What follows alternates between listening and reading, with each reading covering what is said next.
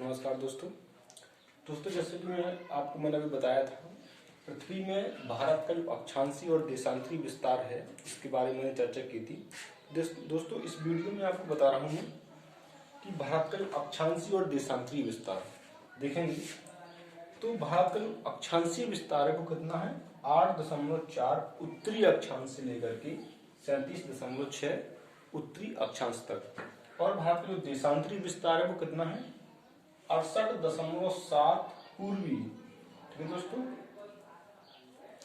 68.7 पूर्वी देशांतर से और 97.25 पूर्वी तक, ये भारत का क्या है पूर्वी देशांतर अर्थात देशांतरी विस्तार है।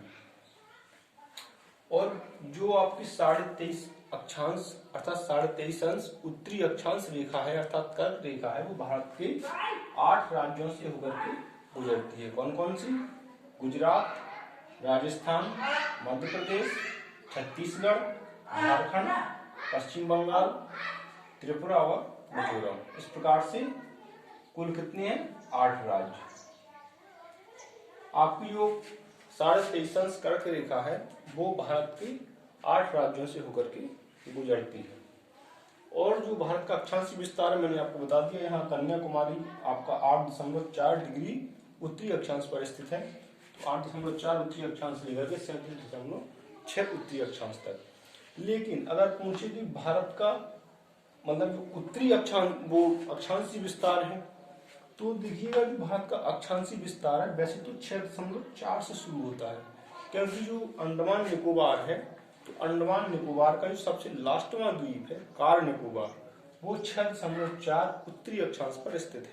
ठीक है, लेकिन अगर पूछा जाए कि भारत का मूल बिंदु अर्थात भारत की मुख्य भूमि का जो बिंदु है उसका अक्षांशीय विस्तार, तो वो है 8.4 अर्थात कन्याकुमारी 8.4 से शुरू होता है, लेकिन जो निकोबार है वो 6.4 से शुरू होता है। और इस प्रकार से जो उसका उत्तरी है वो 37.6। और आपको देखेंगे जो 82.5 अंश देशांतर रेखा है वो भारत के कितने राज्यों से होकर के गुजरती है 5 राज्यों से होकर के, अर्थात जो 82.5 अंश। अब देखेंगे देशांतर रेखा को 82.5 देशांतर रेखा को भारत का मानक समय माना गया है। ये उत्तर प्रदेश की यहाँ नैनी है, इलाहाबाद यहाँ पर, तो नैनी से होकर गुजरती है जहां से भारत का समय लिया गया है। तो अब इसे 82.5 देशांतर ही क्यों कहा गया है, क्योंकि आप देखेंगे कि 68.7 और 97.25, अगर इन दोनों को जोड़ा जाए और उसमें 2 का भाग दिया जाए तो कितना आएगा 82 सही 1/2 देशांतर। ठीक, तो इन दोनों पूर्वी देशांतर रेखाओं की अर्धक को हम क्या कहते हैं 82.5 देशांतर रेखा, जिसको भारत का मानक समय कहा गया है। ये उत्तर प्रदेश के नैनी से होकर गुजरती है, तो उत्तर प्रदेश का जो मानक समय है वो कहाँ से लिया गया है नैनी से, अर्थात पूरे भारत का जो मानक समय है वो नैनी से लिया गया है।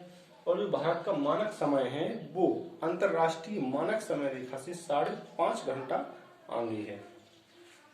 तो देखेंगे इस प्रकार से कि जो भारत का देशांतरी विस्तार है वो कितनी देशांतर रेखाओं के मध्य है, तो वो 30 देशांतर रेखा, अर्थात भारत का जो देशांतरी विस्तार है वो 30 देशांतर में फैला हुआ है। और मैंने बताया था कि पृथ्वी को 2 देशांतरों के बीच की दूरी पार करने में 4 मिनट का समय लगता है, और पृथ्वी जो भारत है वो कितना 30 देशांतर के बीच में है, तो 30 × 4 अर्थात 120 मिनट। ठीक, तो पृथ्वी को 68.7 से 97.25 तक घूमने में 120 मिनट लगते हैं। इसलिए जो गुजरात का जो समय है वो आपके अरुणाचल प्रदेश के समय से 2 घंटा पीछे चलता है। जो गुजरात का जो समय है वो अरुणाचल प्रदेश के समय से 2 घंटा पीछे रहता है। अगर यहाँ 5 बजे सूर्योदय हो रहा है तो यहाँ पर 7 बजे सूर्योदय होगा, क्योंकि यह 2 घंटा पीछे है। ठीक है दोस्तों।